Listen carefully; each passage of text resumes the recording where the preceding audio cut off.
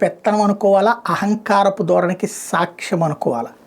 ఎవరైతే సోరోస్ కావచ్చు, bill gates కావచ్చు, మన దేశాల్లో ఏలుబెట్టి ఏ దేశంలో ఎవడు పాలకుడు ఉండాలో డిసైడ్ చేసేటటువంటి వ్యవస్థలే కాదు, ఇక్కడ ఉన్నటువంటి ఏదో ఒక భయాల్ని సృష్టించి సంపాదించుకునేటటువంటి దృక్పథమే కాదు, వీళ్ళ వెనకాల చాలా ఉంటాయి. వీళ్ళిద్దరూ యూరప్ దేశాల్లోని ప్రభుత్వాలను కూడా శాసిస్తున్నారు. యూరప్ దేశాల్లో ఉన్నటువంటి ప్రభుత్వాలు ఎవరు అధికారంలోకి రావాలి, ఎవరు దిగాలి అన్నటువంటిది కూడా వీళ్ళే శాసించడం ప్రారంభించారు. డబ్బులతో లేదా అక్కడ భావజాలిక వ్యాప్తితో వీళ్ళు చేసే పని వందలు వేల కోట్ల రూపాయలు మీడియాలో పెట్టుబడి పెట్టడం అనేది సోరోస్ చేస్తే, అదే సందర్భంలో స్వచ్ఛంద సంస్థల పేరుతో గేట్స్ ఫౌండేషన్ అనేటటువంటిది ఏ వర్గాలను ఇన్ఫ్లుయెన్స్ చేయాలో ఆయా వర్గాలు ఇన్ఫ్లుయెన్స్ చేస్తుంటుంది. ఈ రెండు జాగ్రత్తగా కలిసి పనిచేస్తున్న డీప్ స్టేట్ కుట్రలో భాగం.